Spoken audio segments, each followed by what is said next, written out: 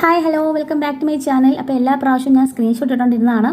അപ്പോൾ നമുക്ക് ചെറിയ സാങ്കേതിക പ്രശ്നങ്ങളുള്ളത് കാരണം നമുക്ക് സ്ക്രീൻഷോട്ട് ഇടാൻ പറ്റില്ല. അതുകൊണ്ടാണ് നമ്മളിപ്പം നമ്മളെ ഫേസ് കാണിച്ച് ചെയ്യേണ്ട ഒരു ആവശ്യം വന്നതുകൊണ്ടാണ് കേട്ടോ. അപ്പോൾ നമ്മൾ കഴിഞ്ഞ വീഡിയോയിൽ പറഞ്ഞു നിർത്തിയിരുന്നത് ആദർശ് നയനനെ കയ്യിൽ പിടിച്ച് വലിച്ചിറക്കി ആനന്ദപുരിയുടെ വാതിക്കൽ കൊണ്ട് തള്ളുന്നതാണ്. അപ്പോഴേക്കും ആദർശ് ഇട്ടാ എന്ന് പറഞ്ഞിട്ട് വീണ്ടും അവൾ വിളിക്കാൻ ശ്രമിക്കുമ്പോഴേക്കും പോടി, ഇനി ഈ ആനന്ദപുരി തറവാട്ടിൽ നിനക്ക് സ്ഥാനമില്ല, ഇതിൻ്റെ അവസാന വാക്കാണ് എന്ന് പറഞ്ഞിട്ട് ആദർശ് മുറിയിലേക്ക് കയറി പോകുന്നുണ്ട്. ഇതേ സമയത്ത് തന്നെ കനകത്തിനെ ഗോവിന്ദനെ കാണിക്കാൻ കേട്ടോ. ഭയങ്കരമായിട്ട് മഴ വരുന്നുണ്ട്. അങ്ങനെ ഇടിയും മിന്നലൊക്കെ വെട്ടി മഴ പെയ്യുന്നു. നയന മഴയത്ത് നനഞ്ഞോണ്ട് നിൽക്കാൻ കേട്ടോ. ഞാൻ ഈ പറഞ്ഞ സ്റ്റോറിയൊക്കെ തമിഴിനെ ബേസ് ചെയ്തിട്ടാണ് കേട്ടോ. തമിഴ് കണ്ടാണ് ഞാൻ പറഞ്ഞത്, അതുപോലെ തന്നെ ഹിന്ദിയും കണ്ടാണ് പറയുന്നത്. ഇത് രണ്ടിലും സെയിം സിറ്റുവേഷനാണ് നടക്കുന്നത്. ചിലപ്പോൾ മലയാളത്തിൽ വരുമ്പോൾ ചെറിയ ചെറിയ വ്യത്യാസങ്ങളെ ഉള്ളൂ, അങ്ങനെ വരാനേ സാധ്യതയുള്ളൂ. അങ്ങനെ നയന ആണെങ്കിൽ ഇങ്ങനെ കരഞ്ഞോണ്ട് നിൽക്കുകയാണ് അവിടെ മഴയത്ത് തന്നെ. അപ്പോഴേക്കും കനകത്തിൻ്റെ വീട്ടിൽ ഗോവിന്ദൻ പറയണം, അയ്യോ കനക മഴ വരുന്നു, നമുക്ക് എത്രയും പെട്ടെന്ന് പോയി പ്രതിമകളെല്ലാം അകത്തേക്ക് വെക്കാം, അതല്ലെങ്കിൽ നനഞ്ഞു പോകുമെന്ന് പറയുമ്പം കനകൻ പറയാണ്, നിങ്ങളവിടെ ഇരുന്നോ, വയ്യാതെ നിങ്ങൾ എഴുന്നേറ്റ് വരണ്ട, ഞാൻ പോയി എഴുന്നേറ്റ് ചെയ്തോളാം എന്ന് പറഞ്ഞിട്ട് അവരിങ്ങനെ വന്ന് പ്രതിമകൾ കൊണ്ട് വെച്ചുകൊണ്ടിരിക്കുകയാണ്, ഈശ്വര വിഗ്രഹങ്ങൾ. അപ്പോഴേക്കും ഒരു വിഗ്രഹം കൊണ്ടുവരുന്ന വഴിക്ക് താഴെ പോവാണ്. അപ്പോഴേക്കും എൻ്റെ ഈശ്വര എന്ന് പറഞ്ഞിട്ട് കനകൻ താഴോട്ടങ്ങ് ഇരിക്കുകയാണ്. എന്നിട്ട് ഈശ്വര വിഗ്രഹം എല്ലാം താഴെ പോയല്ലോ, എന്തോ അനർത്ഥം ഉണ്ടെന്നൊക്കെ പറഞ്ഞ് കരയുമ്പോഴേക്കും ഗോവിന്ദൻ പറയണം, മഴയത്ത് നീ വെള്ളത്തിൽ കയറി വന്നതല്ലേ, താറയിൽ തെന്നി ചവിട്ടി വീണതായിരിക്കും, നീ അതൊന്നും ഓർത്ത് വിഷമിക്കണ്ട. അപ്പോഴേക്കും കനകം പറയുന്നുണ്ട്, എങ്കിലും ഇത്രയും കഷ്ടപ്പെട്ട് ഉണ്ടാക്കിയതല്ലേ, നമ്മുടെ എത്ര ദിവസത്തെ അധ്വാനമാണെന്നൊക്കെ പറയുമ്പോൾ അതൊന്നും സാരമില്ല കനകം, നീ വിഷമിക്കാതെ അതൊക്കെ എടുത്ത് വെക്ക്, ഞാനും കൂടെ വരാമെന്ന് പറയുമ്പോഴേക്കും വേണ്ട വേണ്ട എന്ന് പറയുന്നു. എന്നിട്ട് കനകം പറയണം, എൻ്റെ മനസ്സിനകത്ത് എന്തോ വല്ലാണ്ട് തോന്നുന്നു, എനിക്ക് നമ്മുടെ മക്കൾക്ക് എന്തോ ഒരു സംഭവിക്കുന്ന പോലെയോ എന്തോ ഒരു ആപത്ത് വരുന്ന പോലെയൊക്കെ തോന്നുകയാണെന്നൊക്കെ പറയുമ്പോൾ ആനന്ദ് പറയണം, ഗോവിന്ദൻ പറയണം, നീ ഇങ്ങനെ ഒന്ന് ഓർത്ത് വിഷമിക്കാൻ നിൽക്കരുത്, ദയവ് ചെയ്ത് ബാ നമുക്ക് രണ്ടുപേർക്കും പോയി എടുക്കാമെന്ന് പറയുമ്പോൾ വേണ്ട വേണ്ട നിങ്ങൾ ഇവിടെ ഇരുന്നാൽ മതി, ഞാൻ പോയി എടുത്താന്ന് പറഞ്ഞിട്ട് കനകൻ തനിയെ ഇറങ്ങിപ്പോയി ആ മഴയത്തൊന്നും പ്രതിമകളൊക്കെ എടുത്ത് അകത്തുകൊണ്ട് വെക്കുകയാണ്. അങ്ങനെ മഴയത്തൊന്നും പ്രതിമകളെല്ലാം എടുത്തുകൊണ്ട് വെക്കുന്നുണ്ട്. ഈ സമയത്ത് നയനോടെ ഇങ്ങനെ മഴയത്ത് നനഞ്ഞൊക്കെ നിൽക്കുന്ന സമയമാണ് കേട്ടോ.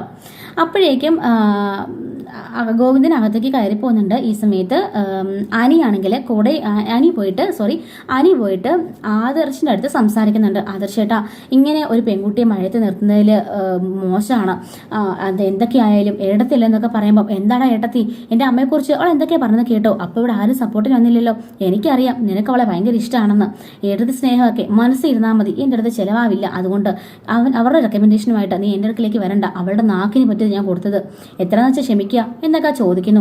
അപ്പോഴേക്കും അനി അല്ല ആദർശേട്ടെന്ന് പറയുമ്പോൾ, ഓ ശരിയാ, ഞാനൊരു കാര്യം മറന്നുപോയി, നിന്റെ അല്ലല്ലോ അമ്മയെ പറഞ്ഞത്, എൻ്റെ അമ്മേനെയല്ലേ പറഞ്ഞത്. അപ്പം അവൻ ചോദിക്കുകയാണ്, അതെന്തായിട്ടെ അങ്ങനെ പറഞ്ഞത്, ഇന്നേ വരേക്കും എൻ്റെ അമ്മ ദേവയാനി അമ്മ എന്ന് ഞാൻ തിരിച്ച് കണ്ടിട്ടില്ല, രണ്ടുപേരും ഒരുപോലെ മാത്രമേ കണ്ടിട്ടുള്ളൂ, ഇതിനെന്തിനാ ചേട്ടൻ അങ്ങനെ പറഞ്ഞെന്ന് പറഞ്ഞിട്ട് അനി പറയണം, എന്തായാലും ചേട്ടൻ ഇനി ഞാൻ പറഞ്ഞെന്ന് കേൾക്കാൻ പോകുന്നില്ലെന്ന് എനിക്കറിയാം, സോറി എന്ന് പറഞ്ഞിട്ട് അനി ഇവിടുന്ന് വിഷമത്തോടെ ഇറങ്ങി പോകാൻ കേട്ടോ. അങ്ങനെ അനി അവിടെ നിന്ന് പോയിട്ട് ഒരു കുടയും കൊണ്ട് നേരെ നയനയുടെ അടുത്തേക്ക് പോവാണ്. ചേച്ചി ദയവ് ചെയ്ത് ഈ കുടയൊന്ന് പിടിച്ചുകൊണ്ട് നിൽക്കുക. അപ്പോഴേക്കും നയനെ പറയണം, ഇല്ല അനി, എനിക്കറിയായിരുന്നു നീ വരുമെന്ന്, എങ്കിലും ഞാൻ എന്ത് തെറ്റാ ചെയ്തത്, ഞാൻ എൻ്റെ വീട്ടിൽ പോയി സഹായിച്ചത് തെറ്റാണോ എന്നൊക്കെ ചോദിക്കുകയാണ്. അപ്പോഴേക്കും അനി പറയുന്നുണ്ട്, എല്ലാം എനിക്കറിയാം ഏട്ടത്തി, ചേട്ടൻ്റെ ചെറിയൊരു ദേഷ്യം കൊണ്ട് സംഭവിച്ചതല്ലേ, എടുത്തൊക്കെ ക്ഷമിക്കുക, ദാ ഇന്നാ ഈ കുട പിടിക്കുന്ന പറയുമ്പോൾ ദയവ് ചെയ്ത് എനിക്ക് ഈ കുടയൊന്നും വേണ്ട, ദയവ് ചെയ്ത് നീ ഒന്ന് കയറിപ്പോ എന്ന് പറയുമ്പോഴേക്കും ഇല്ല ചേട്ടത്തി ഇതൊന്ന് പിടിക്കുമെന്ന് പറയുമ്പോൾ ദയവ് ചെയ്ത് എന്നെ നീ അദ്ദേഹം തന്നെ വന്ന് വിളിക്കുന്നവരെ ഞാൻ ഇവിടുന്ന് പോവില്ല, അദ്ദേഹം പറഞ്ഞു കേട്ടതല്ലേ, ഈ രാത്രി ഞാൻ എങ്ങോട്ട് പോകുന്നു ചോദിക്കുമ്പം അദ്ദേഹം പറയുക, എപ്പോഴും പറഞ്ഞിട്ടുണ്ടല്ലോ നിന്റെ വീടെന്ന്, നിന്റെ വീട്ടിലേക്ക് പോയിക്കോളാൻ പറഞ്ഞു, അങ്ങനെ ഞാൻ പോകേണ്ട കാര്യമുണ്ടോടാ, നീ പറ, എൻ്റെ വീട് ഇതല്ലേ, ഇതാണ് എൻ്റെ അമ്മയും വീട്, എൻ്റെ അമ്മയും അച്ഛനൊക്കെ ഇതാണെന്ന് പറഞ്ഞാൽ എൻ്റെ വീട്ടുകാരനെ പറഞ്ഞിട്ടത്, അതുകൊണ്ട് ഞാൻ പോവില്ല എന്നൊക്കെ പറഞ്ഞ് ഇങ്ങനെ വാശി പിടിച്ച് അവൾ നിൽക്കാൻ കേട്ടോ. അപ്പോഴേക്കും അനി പറയുന്നുണ്ട്, ഏടത്തി ദയവ് ചെയ്ത് കുടയെങ്കിലും പിടിക്കുക, ദയവ് ചെയ്ത് കുറച്ചെങ്കിലും മര്യാദ എൻ്റെ മേലുണ്ടെങ്കിൽ ദയവ് ചെയ്ത് നീ കുടയും കൊണ്ടൊന്ന് പോ എന്ന് പറഞ്ഞിട്ട് നയന അവനെ വഴക്ക് പറഞ്ഞു വിടുകയാണ്. അങ്ങനെ അനി ഭാഗത്തേക്ക് കയറിപ്പോന്നു. ഇതേ സമയത്ത് തന്നെ ജലജയും അഭയങ്ങൾ അവിടെ നിന്നിട്ട് ഇങ്ങനെ പരസ്പരം കൈയിങ്ങനെ അടിച്ചിട്ട് പറയാണ്, എന്തായാലും ഇത്ര ദിവസം കൊണ്ട് നമുക്ക് സാധിക്കാത്തത് ആദ്യം ഒരു ദിവസം കൊണ്ട് സാധിച്ചു, എന്തായാലും ഈ ഐഡിയ ഉഗ്രനായി.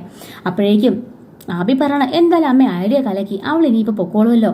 അപ്പോഴേക്കും ജലജ പറയണ, നീ അവളെ അങ്ങനെ കുറച്ച് നിസ്സാരമായിട്ടൊന്നും കാണണ്ട, അവൾ ആരാ മോളെന്നറിയാവോ, അവിടെ നിന്ന് പനിയും ജലദോഷം പിടിച്ച് ചത്താലും അവൾ അവളുടെ വീട്ടിൽ പോവില്ല, അതാ എനം എന്നൊക്കെ പറയാൻ കേട്ടോ.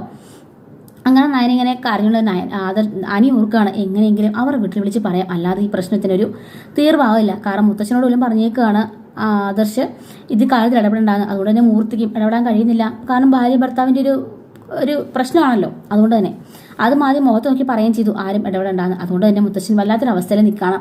അങ്ങനെ മുത്തശ്ശനും മുത്തശ്ശിയും കൂടെ കൂടിയിട്ട് ദേവേൻ്റെ അടുത്തേക്ക് പോകുമ്പം ദേവൻ ഇങ്ങനെ മുറിയിൽ അതൊക്കെ ആലോചിച്ചിരിക്കുകയാണ് കേട്ടോ. ദേവനോട് പറയാണ്, ഇതുപോലെ നിങ്ങൾ തമ്മിൽ പ്രശ്നമല്ലേ, അവൾ പറഞ്ഞതിലും കാര്യമില്ലേ, അവൻ കേട്ടോണ്ടോന്ന് ചിലപ്പം തെറ്റിദ്ധരിച്ച് കാണും. നിനക്കറിയാലോ നിന്റെ മോടെയൊക്കെ സ്വഭാവം. അതുകൊണ്ട് ദയവ് ചെയ്ത് അവൾക്ക് വേണ്ടിയിട്ട് ആ പെൺകുട്ടിയെ മഴയത്ത് നിർത്തിയേക്കുന്ന കണ്ടോ നമ്മുടെ കുടുംബത്തിന് അന്തസ് എന്താവും, ആ പെൺകുട്ടിയുടെ അവസ്ഥ എന്താവും, നീ ആലോചിച്ച് നോക്കി, നമ്മുടെ കുടുംബത്തിലേക്ക് വന്ന് കയറി മരുമകളല്ലേ എന്നൊക്കെ പറഞ്ഞിട്ട് മുത്തശ്ശൻ പോയിട്ട് ദേവയാനിനെ അനുനയിപ്പിക്കുന്നുണ്ടെങ്കിൽ പോലും ദേവയാനി പറയാണ്, സോറി മുത്തശ്ശ, നിങ്ങൾ പറഞ്ഞിട്ട് പോലും അവൻ അനുസരിച്ചില്ല, അപ്പോൾ ഇനി ഞാൻ പറഞ്ഞിട്ട് യാതൊരു പ്രയോജനമില്ല, അതുകൊണ്ട് ദയവ് ചെയ്ത് എന്നെ നിർബന്ധിക്കരുത് എന്ന് പറഞ്ഞിട്ട് ദേവേനോട് ഇരിക്കുമ്പോൾ മുത്തശ്ശനും മുത്തശ്ശിയും ശരിയെന്ന് പറഞ്ഞിട്ട് അവരോട് ഇറങ്ങിപ്പോവാണ് കേട്ടോ. അങ്ങനെ ആനി വേറൊരു നിവൃത്തിയില്ലാതെ നയനയുടെ അമ്മയെ വിളിക്കുകയാണ്. അങ്ങനെ ആനി കനകത്തിനെ വിളിച്ചിട്ട് പറയാണ്, ഇവിടെ കുറച്ച് പ്രശ്നങ്ങളൊക്കെ ഉണ്ടായി, ആദർശേട്ടൻ നയനേച്ചിനെ വെളിയിലേക്ക് പറഞ്ഞു വിട്ടു, മഴയത്ത് നയനേച്ചി നിൽക്കുകയാണെന്ന് പറയുന്നത് കേട്ട് ഷോക്കായിട്ട് കനകത്തിൻ്റെ കയ്യിരുന്ന ഫോൺ ഒരു താഴെ പോയിട്ട് കനകം വലിയ ഇടുന്ന കാറ് കാണാൻ തറലിട്ട് ഇരിക്കുകയാണ്. ഉടനെ ഗോവിന്ദ് വന്നിട്ട് ചോദിക്കുകയാണ്, അയ്യോ എന്ത് പറ്റി കനകം, കാര്യം പറ കനക, എന്ത് പറ്റിയെന്ന് ചോദിക്കുമ്പോഴേക്കും നമ്മുടെ മോളെ അവരെ വെളിയിൽ തള്ളിയെന്ന് പറഞ്ഞിട്ട് കരയാണ്. എന്താ നീ പറഞ്ഞ് ചോദിക്കുമ്പോൾ അവർ നടന്ന സംഭവങ്ങളെല്ലാം കനകം പറയാണ്. അപ്പോഴേക്കും ഗോവിന്ദൻ ബാ പെട്ടെന്ന് നമുക്ക് അങ്ങോട്ടേക്ക് പോകാമെന്ന് പറഞ്ഞിട്ട് അവളെയും വിളിച്ച്, അതായത് കനകദുർഗേനെ വിളിച്ചുകൊണ്ട് നേരെ അവർ അനന്തപുരിയിലേക്ക് പോവാണ്. അങ്ങനെ അനന്തപുരിയിലേക്ക് ചെല്ലുമ്പം അങ്ങനെ പിന്നെ കാണിക്കുന്നത് ഒരു പാട്ട് പോലെ കാണിക്കുകയാണ്. നയന നനഞ്ഞുകൊണ്ട് ഇങ്ങനെ കൈയൊക്കെ കെട്ടി കരഞ്ഞുകൊണ്ട് ഇങ്ങനെ വെളിയിൽ നിൽക്കുന്നു. അതേ സമയത്തിന് ആദർശ ഒരു മുറിയിൽ ഇങ്ങനെ സങ്കടപ്പെട്ടിങ്ങനെ എന്താ ചെയ്യേണ്ട ഒരു വല്ലാത്തൊരു മാനസികാവസ്ഥയിൽ നിൽക്കുകയാണ്. ആനിയാണെങ്കിൽ കുടയും കൊണ്ട് ആ വരാന്തയിൽ തന്നെ നിൽക്കുകയാണ് കേട്ടോ. ഇതിനിടയ്ക്ക് വലിയൊരു സംഭവം ഉണ്ടാകുന്നുണ്ട്, വലിയൊരു കോമഡിന്നും സീരിയസ് എന്നൊക്കെ പറഞ്ഞൊരു സംഭവം ഉണ്ടാകുന്നുണ്ട്. എന്താണെന്ന് വെച്ചാൽ നമ്മുടെ നവ്യ ഉണ്ടല്ലോ, നവ്യ പോയിട്ട് ജനലിങ്ങനെ ഇങ്ങനെ കാട്ടൻ ഇങ്ങനെ തുറന്നു നോക്കിയിട്ട് നയന ഇങ്ങനെ നിൽക്കുന്നുണ്ട്, സന്തോഷം നിൽക്കുകയാണ്. ഏതൊരു ചേട്ടത്തിയാലും ചെയ്യാൻ പാടുള്ളൊരു കാര്യമല്ലേ. ഒരു ചേച്ചി സ്വന്തം അനിയത്തിക്ക് ഇങ്ങനെ സംഭവിക്കുമ്പോൾ എന്തുമാത്രം വിഷമം ഉണ്ടാവും. പക്ഷെ അവൾക്ക് ഒരു വിഷമവും ഇല്ലാതെ അവൾ അവിടെ നിന്ന് ചിരിച്ചുകൊണ്ട് നിൽക്കുകയാണ്. നിനക്കിത് വേണം അവിടെ നിന്ന് പറഞ്ഞിട്ട് ചിരിച്ചുകൊണ്ട് നവ്യ നേരെ ഡൈനിങ് റൂമിലേക്ക് പോയിരിക്കുകയാണ്. മുത്തശ്ശി ഒരു വഴിക്ക് സങ്കടപ്പെട്ടിരിക്കുന്നു, ചെറിയമ്മ അതിലും സങ്കടപ്പെട്ടിരിക്കുകയാണ്, എല്ലാവരും സങ്കടപ്പെട്ടിരിക്കുകയാണ്. ജലജയും അഭി മാത്രം സന്തോഷിച്ച് അവിടെ നിൽപ്പുണ്ട്. ഇതേ സമയത്ത് തന്നെ അവിടെ നിന്നിട്ട് നവ്യ പോയിട്ട് ഒരു ഡൈനിങ് ടേബിളിൽ കയറിയിരുന്ന് ഉള്ള ഫുഡൊക്കെ എടുത്തിച്ച് കഴിച്ചുകൊണ്ടിരിക്കുകയാണ്. അതിൽ വന്ന ജാനകി ഇത് കണ്ട് ഞെട്ടിപ്പോന്നു. ജാനകി ചോദിക്കുകയാണ്, നവ്യേ നീ അവളുടെ ചേച്ചി തന്നെയല്ലേ, മിറ്റത്ത് മഴയത്ത് ജീവിതം പോലും പോയി നിൽക്കുന്നത് നിന്റെ സ്വന്തം അനിയത്തി തന്നെയല്ലേ? നവ്യ ചോദിക്കുകയാണ്, അതിനിപ്പോൾ ഞാനെന്ത് വേണം, അവളുടെ നാഗം കൊണ്ടേ അടങ്ങിയിരിക്കണമായിരുന്നു, അമ്മായിമ്മനെ കിടന്ന് അങ്ങനെയൊക്കെ പറഞ്ഞിട്ടല്ലേ, അനുഭവിക്കട്ടെ. അപ്പോൾ ജാനകി ചോദിക്കുകയാണ്, അവൾ എന്തിനുണ്ട് ഇങ്ങനെയൊക്കെ ചെയ്തത്, സ്വന്തം വീടിനെ രക്ഷിക്കാൻ വേണ്ടിയിട്ടല്ലേ? അപ്പോൾ നിനക്കൊരു കുലുക്കവും കണ്ടില്ല, ആ വീട് തന്നെ നഷ്ടപ്പെടുമെന്ന് പറഞ്ഞിട്ടും നിനക്ക് അവിടെയും ഒരു കുലുക്കം കണ്ടില്ല, നിന്റെ അമ്മയച്ഛനും അതുപോലെ വിഷമത്തിലാണെന്ന് അറിഞ്ഞിട്ടും നിനക്കൊരു സങ്കടം തോന്നിയില്ല. നിന്റെ അനിയത്തിന് ഇപ്പം ജീവിതം പോലും ഇല്ലാതെ വെളിയിൽ അടിച്ചിറക്കി വിട്ടിട്ട് പോലും ആ പാവം കിടന്ന് കരുന്നിട്ട് പോലും എൻ്റെ അടിവയറ് വരെ കത്തിപ്പോകുന്ന ബുദ്ധിമുട്ടാണ് എനിക്ക്. പക്ഷെ നിനക്ക് അങ്ങനെ ഒരു ബുദ്ധിമുട്ടില്ല നവ്യേ. എനിക്ക് അവൾ ചെയ്തതിന് അവൾ അനുഭവിക്കുന്നത് അത് മാത്രമല്ല, മുത്തശ്ശൻ പോലും പറഞ്ഞിട്ട് കേൾക്കാത്തടത്ത് ഞാൻ പോയി പറഞ്ഞിട്ട് എന്തെടുക്കാനാ, ആദർശ ഒന്നും കേൾക്കില്ല. അതുകൊണ്ട് ദയവ് ചെയ്ത് എന്നെ വെറുതെ വിട്ടാരെ. പിന്നെ ഗർഭിണി അയക്കുന്ന ഞാൻ ഫുഡ് കഴിക്കുന്നതുകൊണ്ട് ഇത്ര പ്രശ്നമാക്കേണ്ട കാര്യമുണ്ടോ എന്നിങ്ങനെ നവി ചോദിക്കുമ്പോൾ ജാനകി എന്ത് ജന്മമാണോ ഇതെന്ന് പറഞ്ഞിട്ട് അകത്തേക്ക് കയറി പോകുന്നുണ്ട് കേട്ടോ. അങ്ങനെ കനകവും ഗോവിന്ദനും കൂടിയിട്ട് മഴയത്ത് ഒരു ഓട്ടയൊക്കെ വിളിച്ച് നേരെ അനന്തപുരം തറവാടിൻ്റെ വാതിക്കലേക്ക് വരുമ്പോൾ കാണുന്ന കാഴ്ച മഴയത്ത് നനഞ്ഞു നിൽക്കുന്ന നയനനെയാണ് കേട്ടോ. കനകമാണല്ലേ മോളെ എന്ന് വിളിച്ചോണ്ട് ഓടി നയനെ കെട്ടിപ്പിടിക്കുമ്പം അമ്മേന്ന് വിളിച്ച് നയനെ തിരിച്ച് കെട്ടിപ്പിടിക്കുകയാണ്. മോളെ എൻ്റെ മോളെയാണോ ഞാൻ ഈ കുളത്തിൽ കാണുന്നത്, എൻ്റെ പൊന്നു മോളെ, എൻ്റെ തങ്കവേ എന്നൊക്കെ പറഞ്ഞിങ്ങനെ കവളത്തൊക്കെ ഇങ്ങനെ പിടിക്കുകയാണ്. തമിഴിൽ ആ ഒരു സീൻ കാണാൻ വളരെ അടിപൊളി സീനാണ്. കാരണം നയൻ്റെ ഒരു കരച്ചിലും ആ മുഖത്തെ ഒരു ക്യൂട്ട്നെസ്സും, തമിഴിൽ മഹാ എന്നുള്ള പേര്, അപ്പോൾ മഹായുടെ ഒരു ക്യൂട്ട്നെസ്സൊക്കെ കാണാൻ നല്ല ഭംഗിയാണ്. അപ്പോൾ വന്നിട്ട് അവളുടെ അമ്മ തന്നെ കവളത്തൊക്കെ പിടിച്ചിട്ട് മോളെ ഒരു കരയെന്നൊക്കെ കാണുമ്പോഴത്തേക്കും നമുക്ക് ഭയങ്കരമായിട്ട് ഫീൽ ചെയ്യും ആ കരച്ചിലൊക്കെ. എന്നിട്ട് നയനെ പറയുന്നുണ്ട്, എൻ്റെ കണ്ണുനീര് ആരെങ്കിലും കണ്ടാൽ ഞാൻ അത്രയ്ക്ക് ബലഹീനമായവളാണെന്ന് കരുതിയിട്ടായിരിക്കും ഈശ്വരൻ എനിക്ക് മഴയായിട്ട് തന്നതമ്മയെന്ന് പറയാണ്.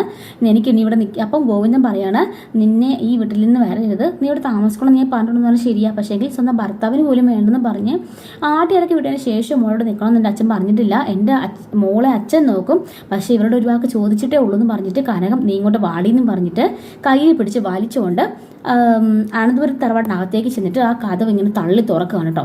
ഹാളിലെ കഥവ് ഇങ്ങനെ തള്ളി തുറങ്ങിയിട്ട് അവിടെ ആരും ഇല്ലേ, എല്ലാവരും എവിടെ എന്നൊക്കെ ചോദിച്ചുകൊണ്ട് ഭയങ്കര പ്രശ്നമൊക്കെ ഉണ്ടാക്കിയിട്ട് കഥവ് ഇങ്ങനെ വലിച്ച് തുറക്കുകയാണ്.